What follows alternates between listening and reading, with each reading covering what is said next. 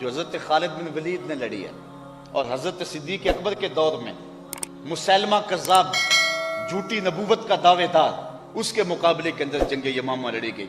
اسلام کی تاریخ کی بڑی روشن جنگ ہے۔ اب چونکہ وہ بھی اللہ کو مانتے تھے، نبوت میں انہوں نے آ کے اختلاف کیا، تو مسلمان نعرہ لگاتے اللہ اکبر، تو وہ بھی نعرہ لگاتے اللہ اکبر۔ تو حضرت خالد بن ولید نے حضرت صدیق اکبر کو لکھا کہ اب کیا کریں، ہم اللہ اکبر کہتے ہیں، وہ بھی آگے سے اللہ اکبر کہتے ہیں۔ البدایہ والنہایہ میں روایت ہے کہ جب حضرت خالد بن ولید نے لکھا نا حضرت ابوبکر صدیق کو کہ ہم بھی اللہ اکبر کا نعرہ لگاتے ہیں، وہ بھی اللہ اکبر کا نعرہ لگاتے ہیں، دشمن دوست کی پہچان نہیں ہوتی، تو حضرت صدیق اکبر نے کہا کہ وہ اللہ اکبر کا نعرہ لگائیں، تم یا محمد کا نعرہ لگاؤ۔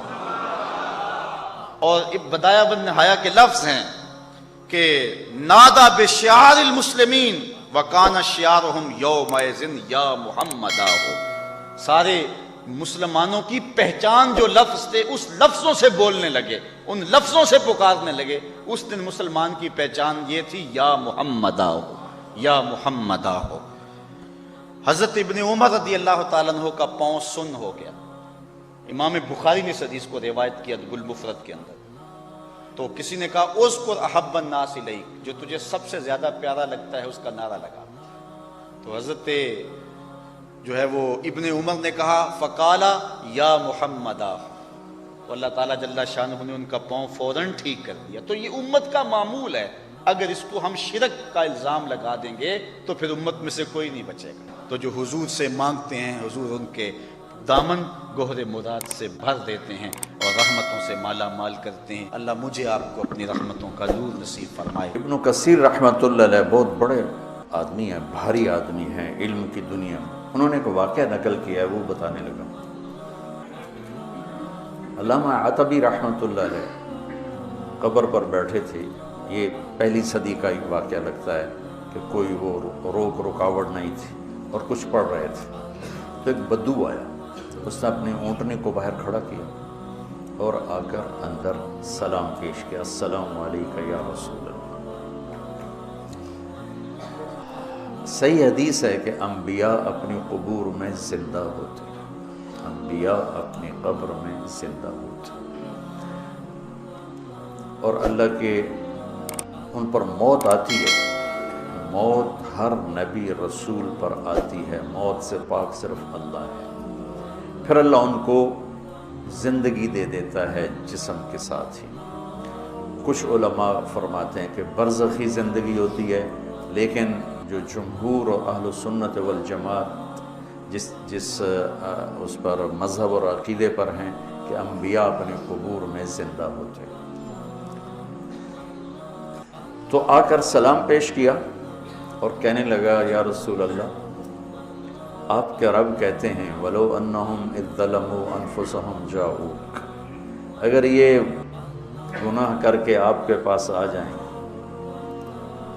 فَاسْتَغْفَرُوا اللَّهَ، اور معافی مانگیں اللہ سے، وَاسْتَغْفَرَ لَهُمُ الرَّسُولُ، اور آپ بھی پھر اللہ سے ہمارے لیے معافی مانگیں تو اللہ معاف کرتا ہے۔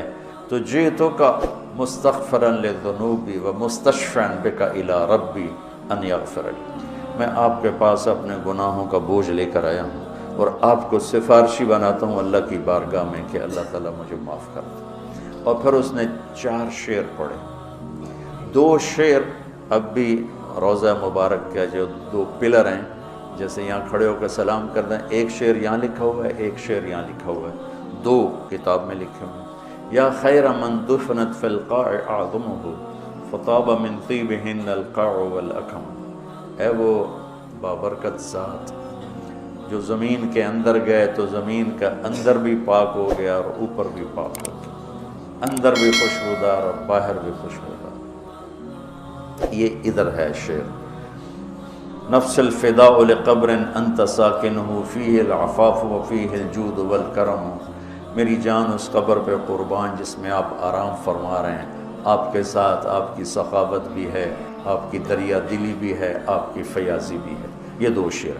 اگلے 2، انت الشفیع الذی ترجى شفاعتہ علی الصراط اذا ما زلت القدم، آپ ہی وہ شفیع مذنبین ہیں کہ پل صراط پار ہوگا آپ کی سفارش اور شفاعت سے، عملوں سے نہیں، آپ کی شفاعت سے پل صراط پار ہوگا۔ وصاحباک لا انساہما ابدا، اور میں آپ کے دونوں ساتھی ابو بکر عمر کو بھی کبھی نہیں بھول سکتا۔ منی السلام علیکم وما جرى القلم، کیا شعر کہہ گیا اور کیا بات کر گیا، یا رسول اللہ قیامت تک جب تک قلم چلتے رہیں میرا سلام آپ تینوں کو پہنچتا رہے۔ قلم تو کبھی رکتا نہیں، اور آج کل قلم بہت زیادہ چل رہا ہے، کمپیوٹر کتنا بڑا قلم وجود میں آ چکا ہے، تو کیا بات کر گیا، عرب کی فصاحت پہ قربان جاؤں، لہم السن فصیحہ۔ ایران کے بادشاہ نے کہا تھا کہ عربوں میں کیا خصوصیت ہے، تو وہ تھا امیہ بن ابی سلط، اس نے کہا لہم قلوب جریہ وانصاب محفوظہ والسنۃ فصیحہ، کہ میرا سلام پہنچے آپ تینوں کو جب تک قلم چلتا رہے۔ اور پھر وہ روتا ہوا باہر نکل گیا۔ علامات بھی اس کو ایک دم نیند آ گئی، تو خواب میں اللہ کے نبی کا دیدار ہوا، کہا عتبی جاؤ اس بدو کو خوشخبری دے دو کہ تیری فریادیں پہنچیں اور تیری بخشش ہوگی۔ ہمارے نبی کے معجزات میں ایک معجزہ ہے کہ آپ کی قبر موجود مشہود، باقی جتنے انبیاء ہیں ان کی قبریں یقینی نہیں ہیں۔ ابراہیم علیہ السلام کی قبر موجود ہے اور کئی انبیاء کی قبریں عراق میں، فلسطین میں، لیکن یقین سے نہیں کہہ سکتے کہ واقعی یہ ہیں۔